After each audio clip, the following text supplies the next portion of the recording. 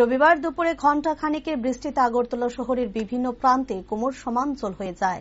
বহু রাস্তায় আটকে পড়েছে যান চলাচল। বনভাসী আগরতলার স্মার্ট সিটি, এতে চরম জনদুর্ভোগে পড়ছে যান চালক, পথচারী থেকে শুরু করে শহরবাসী।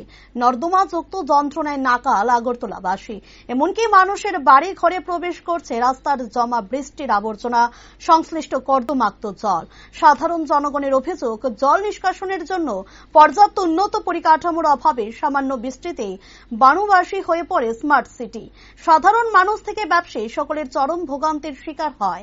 কেন্দ্র থেকে হাজার হাজার কোটি টাকা স্মার্ট সিটির জন্য আসছে, কিন্তু তার বাস্তব উন্নয়ন কোথায়? এমনই অভিযোগ বিভিন্ন মহলের।